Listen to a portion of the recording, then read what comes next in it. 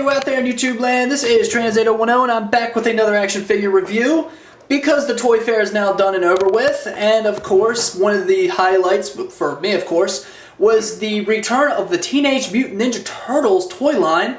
I think it's time to go back and show off my Teenage Mutant Ninja Turtles collection. And what a fitting review than, well, if I could find them, the original 4 Turtles. But for now, how about their anti-turtle enemy, Slash?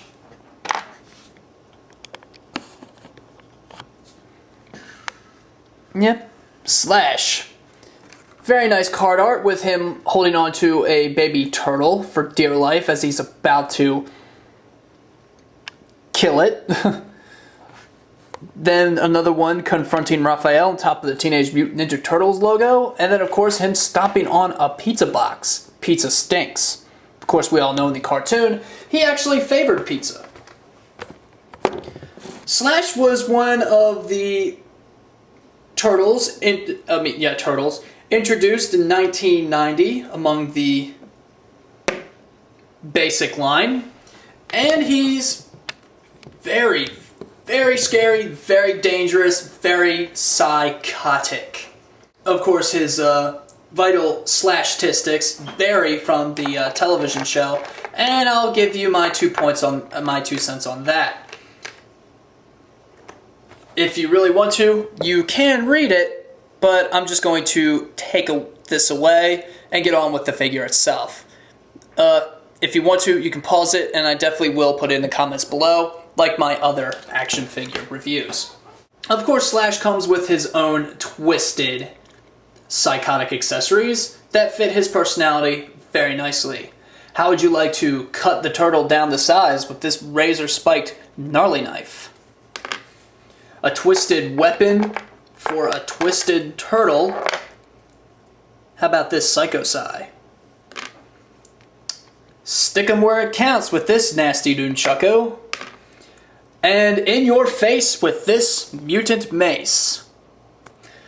Slash can hold on to every single one of these weapons with very ease. And the Psycho Sai can actually be placed into Slash's twisted turtle belt as well. Say hello to my dangerous friends.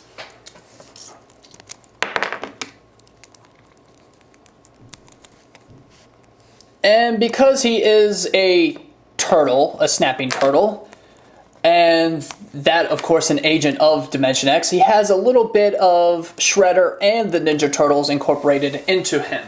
Where Shredder has his cutting armor, Slash has 2 blades on each arm, all wrapped up. He also has wooden planks as his shoulder guards. Even his elbow pads and knee pads have some very dangerous spikes.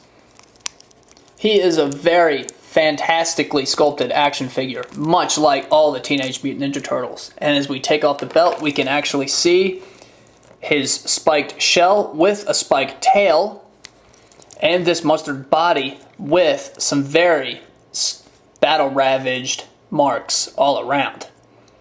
Very, very cool. And of course, he does have a very terrifying grimace, and it could be because of this face alone that he was changed, being made kid-friendly for the cartoon. Because in the cartoon, Slash wasn't created by Shredder, but more or less Bebop and Rocksteady to do their chores. And because he was so stupid and didn't understand the dim-witted Bebop and Rocksteady's commands, he went crazy, stole Shredder's swords, and slashed his way from Dimension X into the Earth, where he also came across the Turtles. His appearance was also more dumb and cowardly than frightening. Instead of razor-sharp teeth, he had buck teeth. instead of a mask, he had a sort of a visor. Instead of he did have some spikes, and he did have a belt, but the belt featured more of a skull and crossbones than it did a backwards S.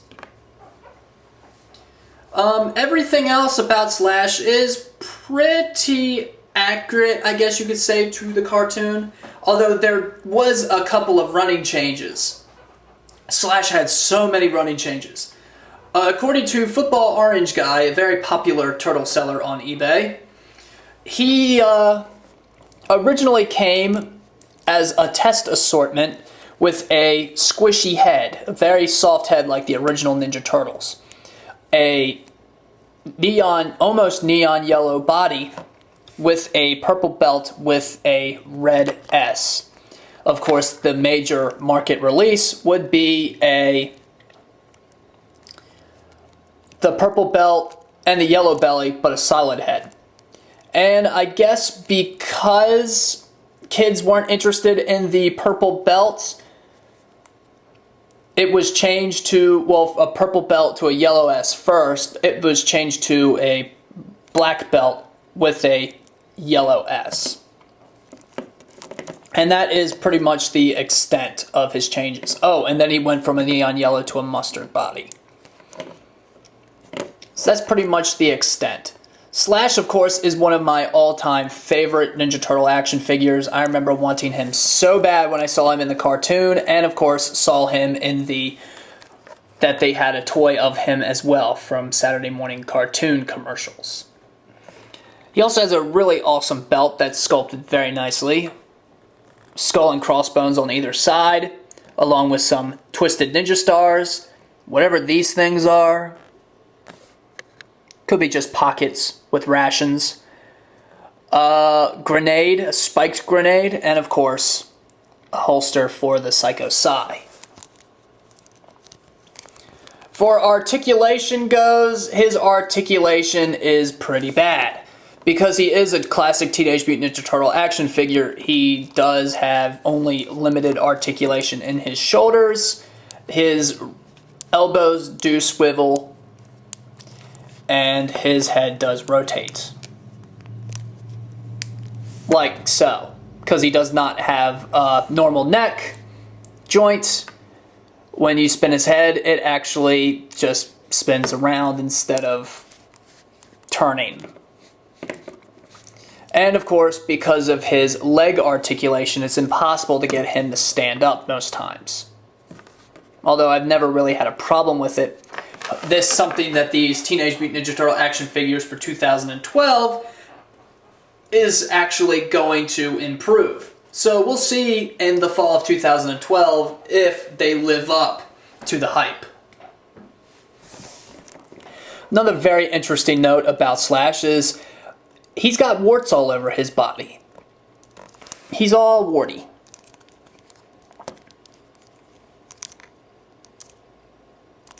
God, those razor sharp teeth. Oh God, they scared me. He's also got a very nice color scheme, whereas the Turtles had very nice colorful green. His is more of a very blue-green type.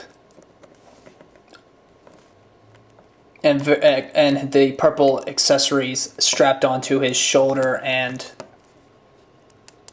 wrists very complement his green body very nicely. He is a very nice figure.